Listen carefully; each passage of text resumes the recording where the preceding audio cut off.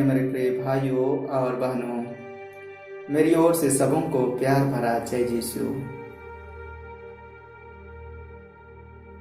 यदि हम इस दुनिया के लोगों का जीवन में देखेंगे, सब कोई अपना जीवन में खुशी और आनंद को चाहता है और पाना चाहता है, और इस खुशी और आनंद को अपना जीवन में हमेशा रहने के लिए चाहता है। लेकिन प्रिय भाइयों, इस खुशी और आनंद के साथ में दुख और तकलीफ भी आता है, और जब यह दुख और तकलीफ आता है तो हम लोग का जीवन का खुशी और आनंद को लूट लेता है। हम लोग को जीवन में बेचैन हो जाता है, हम लोग का जीवन में खुशी नहीं होती है, और हम लोग का जीवन में कई प्रकार के सोच विचार और चिंता हमें डुबा देती है। हो सकता है हम लोग का जीवन में गरीबी का जीवन हो सकता है हम लोग का जीवन में बीमारी का जीवन हो सकता है हम लोग का जीवन में महामारी का जीवन हो सकता है हम लोग का जीवन में सामाजिक अन्याय का जीवन हो सकता है हमारे जीवन में पारिवारिक कलह या लड़ी झगड़ा का जीवन हो। और ऐसे ना जाने कई प्रकार की ऐसा दुख और तकलीफ का जीवन हम लोग का जीवन में हम महसूस करते हैं, अनुभव करते हैं। हम लोग का जीवन में कभी आनंद नहीं पाते हैं। हम शारीरिक रूप से, मानसिक रूप से और आध्यात्मिक रूप से हम अपना जीवन में हमेशा दुख और बोझ का अनुभव करते हैं। वैसा ही प्रिय भाइयों, आज का पहला पाठ नबी योग का ग्रंथ में हम देखने को पाते हैं कि नबी योग का जीवन में सब कुछ था। उसका जीवन में धन दौलत था, उसका जीवन में आनंद और खुशी था, लेकिन एक बार उसका जीवन में यही दुख और तकलीफ आता है। अपना जीवन का जितना भी धन दौलत को खो देता है तो उसका जीवन में चिंता हो जाती है, और प्रभु को याद करता है कि प्रभु ने दिया था, प्रभु ने ले लिया, और खाली हाथ रहता है और चिंता में डूबा देती है ये सभी को। तो वह बेचैन रह जाता है और सोचने लगता है, और सोचते सोचते यही प्रभु से बोलता है कि आज मेरा जीवन एक श्वास मात्र है, मतलब बहुत छोटा है। मेरा जिंदगी का जो जीवन है वो समाप्त होने को जा रहा है, बोलता है। इसलिए सोता है, तब उन्हें बोलता है कि कब सुबह होगी, और जब सुबह होता है, उठता है, तो बोलता है कि कब शाम होगी।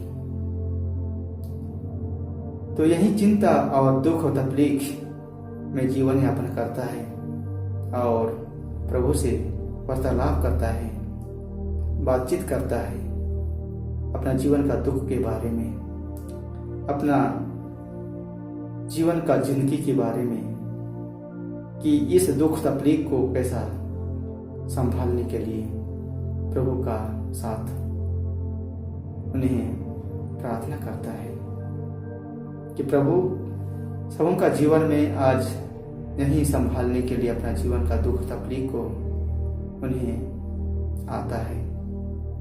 आज का सुसमाचार में हम देखते हैं कि प्रभु ईश्वर सिमोन पेत्रुस के घर आते हैं। सिमोन पेत्रुस की सास बीमार से पीड़ित थी, उन्हें हाथ रखकर चंगा करते हैं, शुद्ध करते हैं, पौधे करते हैं, नया जीवन देते हैं। इसका मतलब वही है प्रिय भाइयों और बहनों।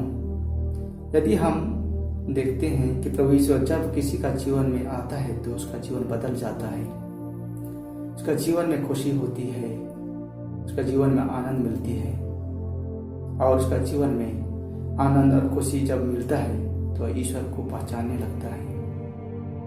हम लोग का जीवन में भी प्रभु ईश्वर का आशीष और कृपा चाहिए।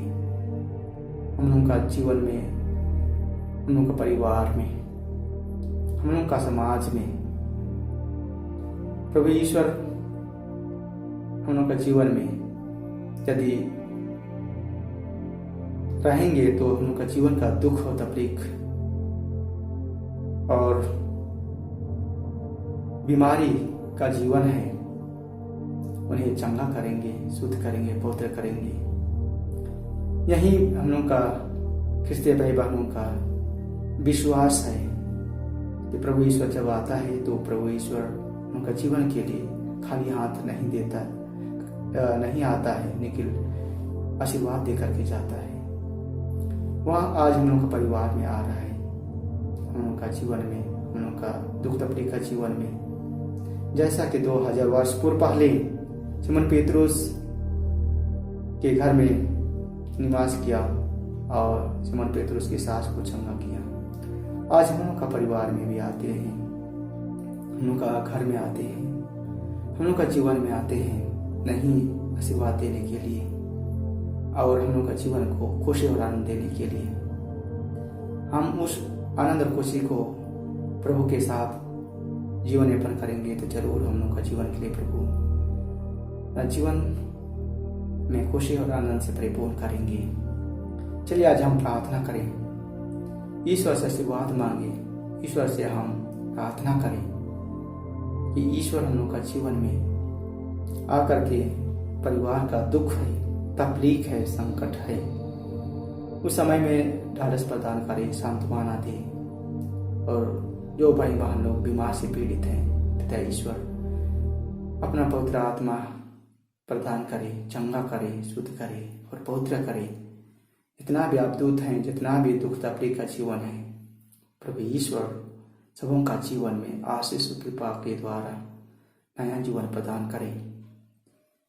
चलिए हम अपना जीवन को समर्पित करें, अपना जीवन का दुख, अपना जीवन का तकलीफ, अपना जीवन का जो मकसद है प्रभु के पास रखें। ईश्वर हम लोग का जीवन का जो उद्देश्य है, मतलब है, उन